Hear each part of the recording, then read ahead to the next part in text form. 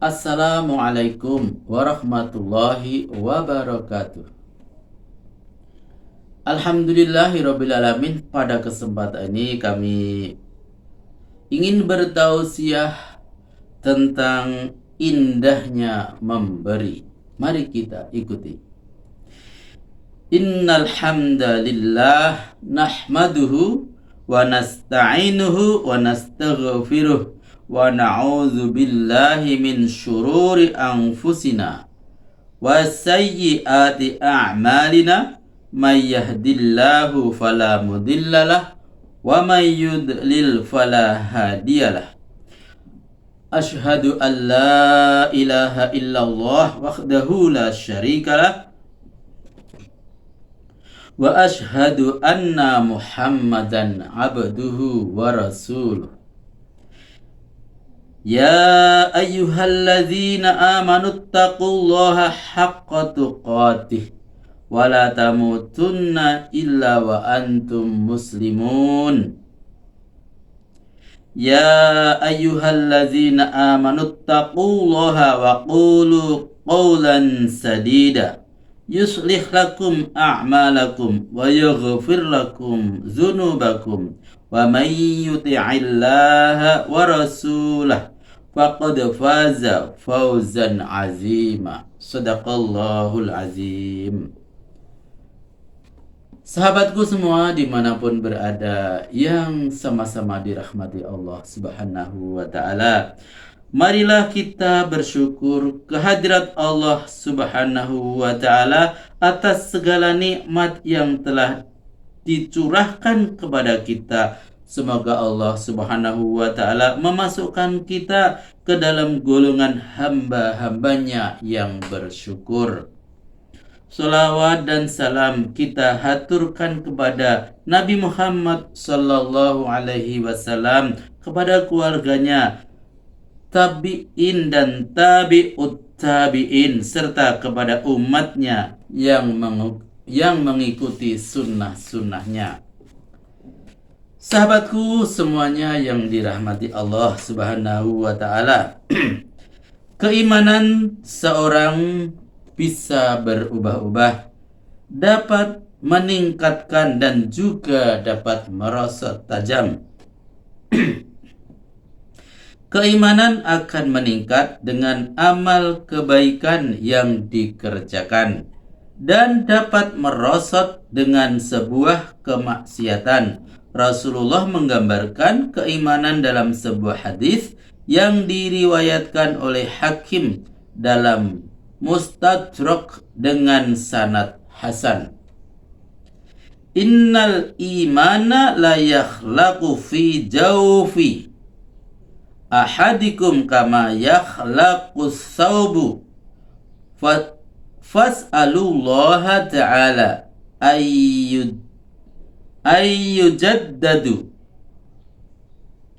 ayyujaddidul imana fi qulubikum. Sesungguhnya keimanan itu bisa usang dalam hati salah seorang di antara kalian, sebagaimana baju juga bisa usang. Karena itu mintalah kepada Allah subhanahu wa ta'ala untuk memperbarui iman di hati kalian. Oleh karena itu, marilah kita meningkatkan takwa kita kepada Allah, karena takwa itu sebaik-baik bekal bagi seorang hamba dalam mengarungi kehidupan dunia dan akhirat. Dan di antara faktor pemicu berbuat kebaikan adalah bersegera dalam melaksanakannya dengan mengetahui kedudukan, keutamaan, serta buah yang akan dipetik saat melakukannya.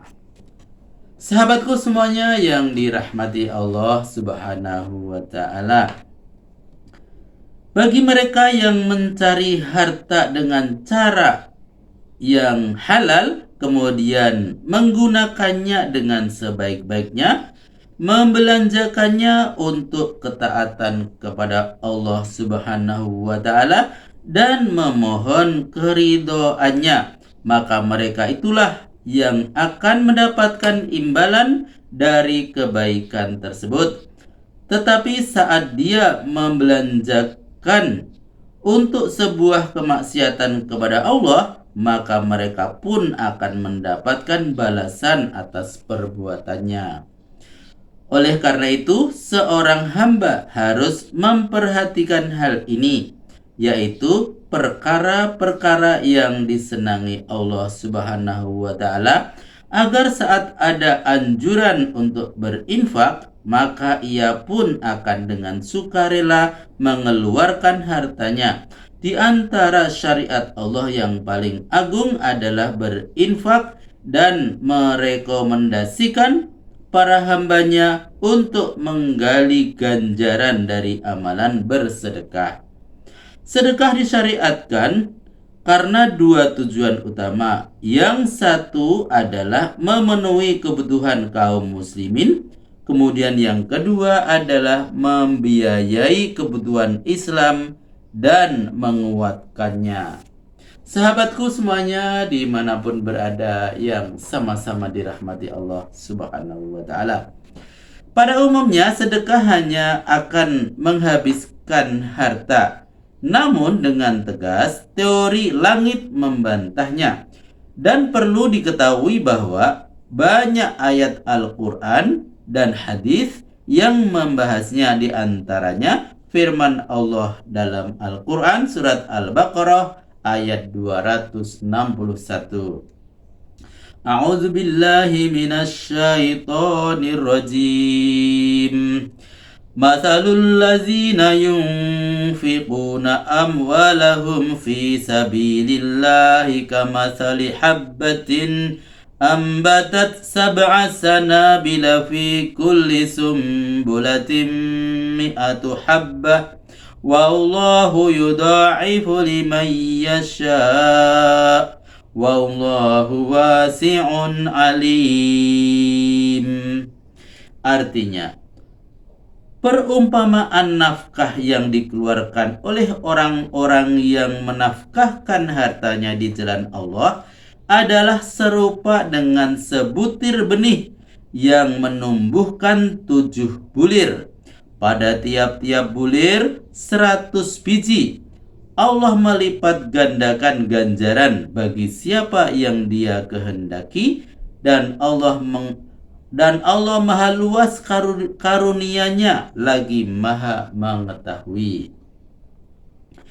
Dalam kitab tafsir Ibnu Katsir menyebutkan bahwa ayat ini merupakan permisalan yang dibuat Allah untuk menggambarkan penggandaan pahala bagi siapa yang berinfak di jalan Allah dan mencari keridhoannya. Sesungguhnya setiap kebaikan akan dilipat gandakan pahalanya menjadi 10 kali lipat sampai kepada 700 kali lipat. Tentu semua itu harus dilakukan dengan keikhlasan dan sesuai dengan ajaran Rasulullah untuk mendapatkan keutamaan dari sedekah. Sa'id bin Zubair berkata, yang dimaksud ayat ini adalah menafkahkan hartanya dalam rangka ketaatan kepada Allah. Sahabatku semuanya dimanapun berada yang sama-sama dirahmati Allah Subhanahu wa ta'ala. Tidak hanya itu, sedekah akan semakin mengembangkan harta, minimal sebagai tabungan berharga di kampung akhirat. Bahkan 1001 manfaat sedekah akan semakin terasa manakala kita semakin gemar menunaikannya. Diriwayatkan dari Abu Hurairah radhiyallahu anhu bahwa Nabi sallallahu alaihi wasallam bersabda, sab'atu yudhilluhumullahu fi dhillihi yauma la dhilla illa dhilluh wa dzakara fihi wa rajulun tasaddaqa akhfa hatta la ta'lam shimaluhu ma tunfiqu yaminuh.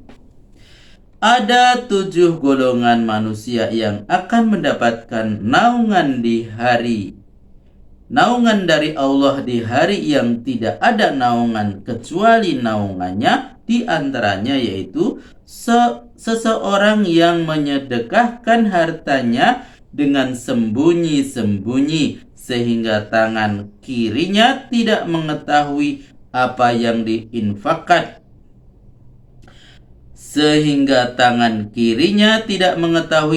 yang diinfakkan oleh tangan kanannya. Hadis diriwayatkan oleh muttafaqun alaih. Dari hadis di atas dapat disimpulkan bahwa orang yang berinfak mempunyai tempat yang spesial di mata Allah. Tetapi perlu diingat, semua itu tidak hanya di akhirat. Di dunia pun kedudukannya orang yang bersedekah itu tinggi, seperti hadis yang diriwayatkan Imam Muslim dari Hakim bin Hizam dari Nabi Shallallahu Alaihi Wasallam. Beliau bersabda, al yadul ulya khairum minal yadis sufla. Artinya, tangan yang di atas lebih baik daripada tangan yang di bawah. Artinya, memberi itu lebih baik daripada yang meminta. Sahabatku semuanya dimanapun berada yang sama-sama dirahmati Allah Subhanahu wa ta'ala. Setelah kita mengetahui bahwa sedekah merupakan anjuran Rasulullah kepada umatnya yang memiliki berbagai keutamaannya di dunia dan di akhirat, karena kita telah membantu saudara seiman. Tetapi perlu kita ketahui bahwa sedekah bukanlah semata-mata karena orang lain membutuhkan sedekah itu, tetapi yang membutuhkan sedekah itu adalah diri kita sendiri. Sebagaimana dalam sabda Rasulullah Sallallahu Alaihi Wasallam, kullu sulami minan nasi alaihi sadaqatun kulla yaumin tadlu'u fihi syamsu ta'dilu bainal isnain sadaqatun wa tu'inur rajula fi dabbatihi fatahmilhu 'alaiha aw tarfa'u lahu 'alaiha mata'ahu sadaqatun wal kalimatu thayyibatu sadaqatun wa kullu khutwatin tamshiha ila sholati sadaqatun wa tumitul adza 'anit tariqi sadaqatun. Artinya, setiap hari ada sedekah di tiap-tiap sendi manusia selama matahari terbit. Berlaku adil di antara dua orang manusia adalah sedekah. Membantu seseorang naik ke atas binatang tunggangannya atau mengangkatkan barang-barangnya ke atas binatang tunggangannya juga termasuk sedekah. Rasulullah Shallallahu Alaihi Wasallam bersabda lagi, setiap perkataan yang baik adalah sedekah. Setiap langkah menuju sholat adalah sedekah, dan membuang sesuatu yang berbahaya atau yang membahayakan di jalan adalah sedekah. Hadis diriwayatkan oleh muttafaqun alaih. Dari hadis di atas kita dapat memahami bahwa setiap persendian yang kita miliki membutuhkan sedekah, sehingga menuntut kita untuk bersedekah untuknya. Dan persendian yang terdapat dalam seluruh tubuh kita adalah 360 persendian. Hal ini telah disebutkan dalam hadis yang diriwayatkan oleh Aisyah radhiyallahu anha bahwa Nabi Shallallahu Alaihi Wasallam bersabda, innahu khuliqa kullu insanin min bani Adam ala sittina wasala simaati mafsilin. Sesungguhnya setiap manusia keturunan Adam diciptakan dalam keadaan memiliki 360 persendian. Hadis diriwayatkan oleh Muslim. Sahabatku semuanya dimanapun berada yang sama-sama dirahmati Allah Subhanahu wa ta'ala, bersedekah untuk 360 persendian dapat kita penuhi dengan mudah tanpa mengeluarkan biaya sepeser pun, yaitu dengan melakukan sholat duha. Sebagaimana disebutkan dalam hadis yang diriwayatkan dari Buraidah bahwa Rasulullah Shallallahu Alaihi Wasallam bersabda, "Fil insani sittuna wasala simi'ati mafsilin fa'alaihi ayyatasaddaqa an kulli mafsilin minha sadaqah." Qalu famanilladzi yutiqu dzalika ya Rasulullah? Qala nukha'atu fil masjidi tadfi'uha awis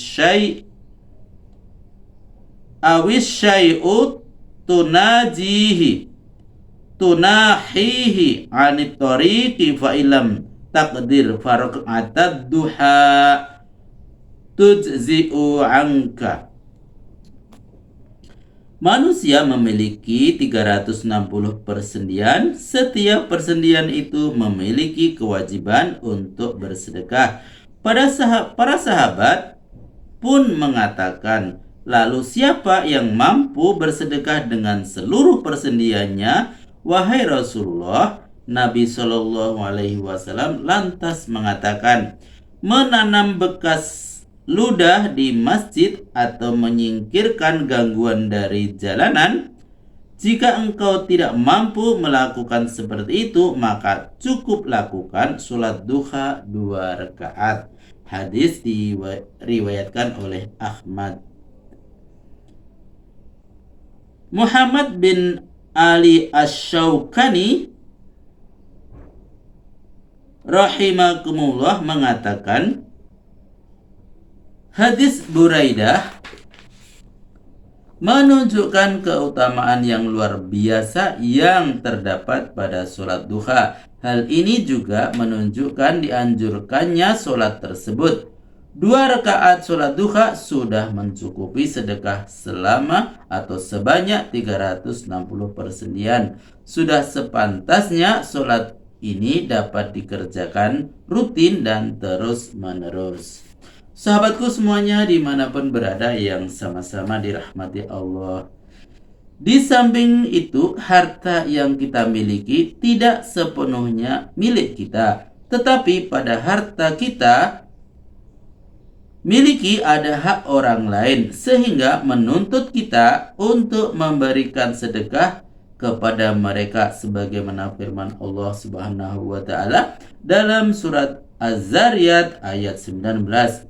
Wa fi amwalihim haqqul lis-sa'ili wal mahrum.